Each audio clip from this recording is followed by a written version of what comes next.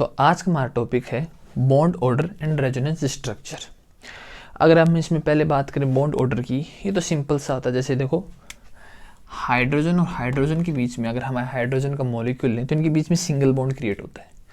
अगर हम oxygen oxygen का मॉलिक्यूल लें तो इसमें डबल बॉन्ड क्रिएट होता है। और अगर हम नाइट्रोजन नाइट्रोजन लें तो इसमें ट्रिपल बॉन्ड क्रिएट होता है इन दोनों के बीच में। तो जो ये सिंगल बॉन्ड, ये डबल बॉन्ड, ये ट्रिपल बॉन्ड होता है, इसी को हम ऑर्डर कहते हैं, बॉन्ड ऑर्डर कहते हैं। इसलिए ट्रिपल है तो ये 3 नंबर का ऑर्डर है, 3 नंबर का ऑर्डर का बॉन्ड है। सेकंड लेंगे तो सेकंड नंबर का बॉन्ड है, और सिंगल है तो सिंगल 1 नंबर का बॉन्ड है। तो इसमें तो कुछ है नहीं एक्चुअली। जो अपना मेन टॉपिक है वो है रेजोनेंस स्ट्रक्चर। ये क्या होता है इसको समझने की हम ट्राई करते हैं, ठीक है। तो इसको समझने के लिए हम कोई थ्योरी वोरी ना लेके सीधा एक एग्जाम्पल पे आते हैं जो इस चैप्टर में मॉलिक्यूलर स्ट्रक्चर में पहले आ चुका है। ओजोन एक अच्छा एग्जाम्पल है इस टॉपिक को समझने के लिए। तो हम सबसे पहले क्या करते हैं, इस मॉलिक्यूल का, ओजोन का, हम लुईस स्ट्रक्चर ड्रॉ कर लेते हैं ताकि पहले उसको देखते हैं, ठीक है। चलो पहले इसको देखते हैं। तो लुईस स्ट्रक्चर ड्रॉ करने के लिए सबसे पहले हम क्या करते हैं, जो वैलेंस सेल में कितने इलेक्ट्रॉन है एक एटम के वो काउंट करते हैं और उसको हम अरेंज करते हैं। तो जैसे ऑक्सीजन है, ऑक्सीजन के लास्ट सेल में कितने इलेक्ट्रॉन होते हैं, तो इसका जो इलेक्ट्रॉनिक कॉन्फ़िगरेशन है वो क्या होता है 1s2 2s2 2p6। तो सेकंड सेल आ गया तो उसमें 6 इलेक्ट्रॉन होते हैं, और 3 है तो हमारे पास 18 वैलेंस इलेक्ट्रॉन है, ठीक है। तो हम इसको अरेंज कर लेते हैं। तो इसका जो स्ट्रक्चर बनता है कैसे बनता है, पहले ऐसे लिख लेते हैं और उनके बीच में एक बॉन्ड क्रिएट कर देते हैं। अब जो बाकी जो अब सभी का ऑक्टेट कंप्लीट करने की ट्राई करते हैं। तो पहले इसका ऑक्टेट कंप्लीट करने की ट्राई करते हैं। तो अगर देखो तो 6 ये हो गया, और बॉन्ड में 2 इलेक्ट्रॉन होते हैं तो 8, तो इसका ऑक्टेट कंप्लीट हो गया। अब इसकी बात करते हैं तो इसके 2 और 2 4 इलेक्ट्रॉन तो यहीं पर है, तो 4 है तो इसको 4 की नीड और है, तो इसको हम 4 देते हैं, इसका भी ऑक्टेट कंप्लीट कर देते हैं। अब ये बचा ये हमारे पास, देखो एक्चुअली इलेक्ट्रॉन कितने बचे हैं 18 में, 4 तो यहाँ स्पेंड हो गई, 6 10 14, तो हमारे पास 4 इलेक्ट्रॉन बचे हैं। तो अगर आप यहाँ ध्यान से देखें तो इसका ऑक्टेट कंप्लीट है, इसकी ऑक्टेट में 8 इलेक्ट्रॉन है, इसके भी 8 इलेक्ट्रॉन है, पर इसकी नहीं है। तो ये क्या करेगा, अगर ये 2 इलेक्ट्रॉन्स, अगर इसके 2 इलेक्ट्रॉन एक बॉन्ड बना दें तो ये भी इसके साथ एडजस्ट कर लेगा, ये भी एडजस्ट कर लेगा, इसको तो कोई प्रॉब्लम नहीं होगी, और इसकी कुछ ऑक्टेट में इसकी हेल्प हो जाएगी। तो ये क्या करेगा, ये इलेक्ट्रॉन्स यहाँ जाएंगे और एक डबल बॉन्ड क्रिएट कर लेगा, ये डबल बॉन्ड क्रिएट कर लेगा, ठीक है। तो अगर अब ऑक्टेट देखें सभी का, तो इसके 8 इलेक्ट्रॉन है, इसके देखें तो 2 और 4, बॉन्ड की डबल बॉन्ड की 4 इलेक्ट्रॉन, 2 8, और इसकी भी 8 इलेक्ट्रॉन है, ठीक है। और जो इसकी बॉन्ड लेंथ होती है इन थियोरटिकल, मतलब थ्योरी में, जो हम एक्सपेरिमेंटली नहीं कर रहा हूँ, थियोरटिकल इसकी जो हमारे पास जो कैलकुलेशन आती है वो आती है कि ये तो होता है 148 पिकोमीटर की बॉन्ड लेंथ होती है इनके बीच में, तो और इनके बीच में होती है डबल बॉन्ड की 121 पिकोमीटर। तो ये हमने इसका लुईस स्ट्रक्चर बना दिया, और बॉन्ड लेंथ भी हमने राइट लिख ली, ठीक है। अगर हम इसी को अगर ऐसे ड्रॉ कर दें, तो अगर हम इसी को ऐसे ड्रॉ कर दें तो कोई फर्क नजर आ रहा है इसमें। अगर हम इसको ऐसे ड्रॉ कर दें तो सेम टू सेम कोई फर्क नजर आएगा, इसकी मिरर इमेज हो जाएगी, ये प्रकार की ये इसकी एक मिरर इमेज हो गई, ठीक है ना। वही अगर हम इसको ऐसे कर देंगे तो वही इसकी इधर लेंथ होगी, बॉन्ड लेंथ होगी 121 पिकोमीटर, और वो इधर 148 पिकोमीटर, वो लेंथ यहाँ पे होगी। तो अगर हम लुईस स्ट्रक्चर के थ्रू देखें तो इसमें कोई फर्क नहीं होगा, लेकिन ये थ्योरेटिकल है ओनली, मतलब हमारी बुक्स, मतलब जब हम कैलकुलेशन करते हैं ऑन थ्योरी बेसिस, एक्सपेरिमेंटली ऐसा हमें कोई मॉलिक्यूल नहीं मिलता इस यूनिवर्स में, ठीक है। ऐसा हमें कोई मॉलिक्यूल नहीं मिलता है, ठीक है ना। ऐसा तो है नहीं इस स्ट्रक्चर में कोई मॉलिक्यूल नहीं है इस यूनिवर्स में, बस हमारे पास ये थ्योरी में कैलकुलेशन में है। तो ऐसा नहीं है, तभी वहाँ से ये टॉपिक आया अपने पास रेजोनेंस। जो रेजोनेंस होता है वो टॉपिक हमारे यहीं से उठ के आया, ठीक है ना, उसको समझने की ट्राई करते हैं। तो थ्योरेटिकल हमें इस टाइप का मॉलिक्यूल मिलता है, लेकिन जब एक्सपेरिमेंटली हमने डिस्कवर करने की ट्राई की कि जो ओजोन का जो मॉलिक्यूल है वो कैसा होता है, तो हमें इस टाइप में मिला ये हमें इस टाइप में मिला। मतलब इनके बीच में जो भी बॉन्ड हो, यहाँ पे भी डबल बॉन्ड हो सकता है, यहाँ पे भी हो सकता है, लेकिन दोनों की जो बॉन्ड लेंथ थी वो हमें हमारे सेम मिली, वो दोनों हमारी 128 पिकोमीटर मिली। बस यहीं से हम लोगों मतलब यहीं से थ्योरी जनरेट होनी चालू हुई कि क्या हो सकता है, इसके पीछे क्या राज हो सकते हैं, तो वहीं हमारे पास रेजोनेंस आया।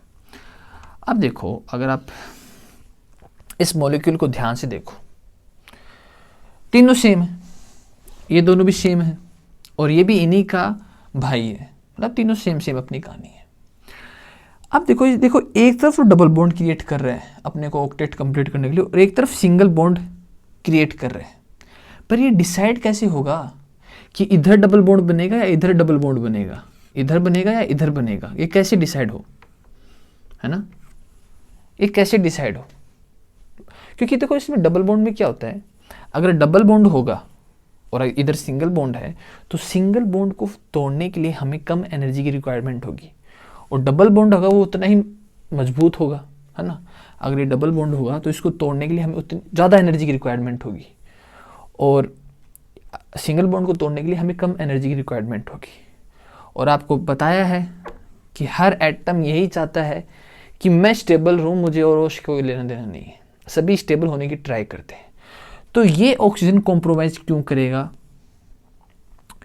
और अगर इसको मिलता है तो ये कॉम्प्रोमाइज़ क्यों करेगा? क्योंकि दोनों सेम है इसके लिए, तो है ना, ये दोनों तो इसके लिए सेम है, तो कॉम्प्रोमाइज़ तो कोई करेगा नहीं। दोनों चाहेंगे कि मेरे पास डबल बॉन्ड हो, क्योंकि ज़्यादा स्टेबल होने की सभी ट्राई करते हैं। डबल बॉन्ड होगा तो ज़्यादा स्टेबल होगा। तो यहाँ पर एक कंसेप्ट निकल के आता है रेजोनेंस का। वो क्या होता है, जैसे जो इलेक्ट्रॉन्स होते हैं ना, अगर आप ध्यान से देख रहे हो तो इनमें है ना, इनमें इसका तो ऑक्टेट कंप्लीट हो रहा है, लेकिन कहीं ना कहीं देखें तो इसका नहीं होता, तो ये दो बॉन्ड इधर आते हैं, डबल बॉन्ड क्रिएट कर लेते हैं। हम थ्योरेटिकल ऐसे पढ़ते हैं, पर रियलिटी में क्या होता है, जो दो इलेक्ट्रॉन होते हैं जिसकी कमी होती है, तो इतना तो श्योरिटी है कि किसी न किसी के एक में तो एक डबल बॉन्ड होगा। लेकिन अगर इन दोनों को देखें तो दोनों को डबल बॉन्ड चाहिए, तो ये तो कोई भेदभाव वाला सिस्टम होगा नहीं कि भाई तू ले ले, मैं कॉम्प्रोमाइज़ तो कोई नहीं करेगा यहाँ पे। तो दो इलेक्ट्रॉन क्या करते हैं, वो दो इलेक्ट्रॉन यहाँ पे मूव करते हैं, है ना। वो दो इलेक्ट्रॉन एक बार इसको सेटिस्फाई करते हैं और एक बार इसको सेटिस्फाई करते हैं, मतलब एक बार इधर डबल बॉन्ड बनेगा, अब ये इलेक्ट्रॉन इधर से मूव होके फिर एक बार इधर डबल बॉन्ड क्रिएट करेगा, फिर वापस ये एक बार इधर डबल बॉन्ड क्रिएट करेगा, फिर इधर आके डबल बॉन्ड क्रिएट करेगा। तो ये एक रेजोनेंस वे में चलना चालू हो जाता है कि एक बार इसको डबल बॉन्ड करके सेटिस्फाई करेगा और एक बार इसको डबल बॉन्ड, मतलब बीच का रास्ता, मतलब वो दो इलेक्ट्रॉन होंगे जो भी डबल बॉन्ड क्रिएट करेंगे वो बीच के बन जाएंगे। तो एक बार तो इसको सेटिस्फाई करेंगे और एक बार इसको सेटिस्फाई करेंगे। इसी को रेजोनेंस कहते हैं। जो इलेक्ट्रॉन का मूव होता है, इलेक्ट्रॉन्स का जो मूव होता है एक बार इधर एक बार इधर, इसी को हम रेजोनेंस कहते हैं। एक बार इस एटम के पास आया, एक बार इस एटम के पास आया, एक बार इस एटम के पास आया। क्यों होता है? क्योंकि हर एटम की रिक्वायरमेंट होती है कि जो नोबल गैसेज होते हैं ना, जो पीरियोडिक टेबल में जो 18th ग्रुप में आती हैं, जिनका जो इलेक्ट्रॉनिक कॉन्फिगरेशन होता है वो फुलफिल होता है ना, तो सभी वो ही चाहते हैं कि हम भी वैसे बन जाएं, उन्हीं को कॉपी करने की ट्राई करते हैं और स्टेबल होने की ट्राई करते हैं। तो इसीलिए कोई कॉम्प्रोमाइज़ नहीं करेगा। बीच का इस यूनिवर्स में सभी को एक समान हक मिला है। तो बोला चल तेरा नहीं तो मेरा नहीं, कोई बीच का रास्ता निकालता। तो बीच का रास्ता क्या निकलता है कि जो दो इलेक्ट्रॉन हैं जो बॉन्ड क्रिएट करते हैं डबल बॉन्ड का, वो मूव करते हैं। वो एक बार इसको सेटिस्फाई करेंगे, फिर मूव होकर इसको करेंगे, एक रेजोनेंस वे में चलना चालू हो जाएगा। इसी को रेजोनेंस स्ट्रक्चर कह लो, रेजोनेंस स्ट्रक्चर कहते हैं। जब इस बात की खोजी तो काफ़ी चीज़ों को समझने में हमें काफ़ी हेल्प मिली थी, ठीक है। और फिर समझ में आया कि इनकी जो बॉन्ड लेंथ होती है वो 128 पिकोमीटर की होती है, क्योंकि दोनों इक्वल होते हैं, ठीक है, दोनों इक्वल होते हैं। और इसकी अगर इसमें कंपेयर करो आप, अगर देखो इसमें हाँ एक बात हो रहा है कि अगर अगर ऐसा सेम टू सेम इसकी मिरर इमेज बन रही है, एटम सेम है, दोनों सबकी एनर्जी सेम है, सबकी बॉन्ड लेंथ सेम है, बस मिरर इमेज ही है, तो ऐसे केमिकल स्ट्रक्चर कहते हैं इसको, ठीक है ना, केमिकल स्ट्रक्चर कहते हैं। ऐसे इस टाइप के जो भी होते हैं ना उसको केमिकल स्ट्रक्चर कहते हैं, जिसमें एनर्जी भी सेम हो, उनका एटम भी सेम हो, बॉन्ड लेंथ भी सेम हो, बॉन्ड एंगल भी सेम हो, सब कुछ सेम हो, तो ऐसे केमिकल स्ट्रक्चर कहते हैं, ठीक है।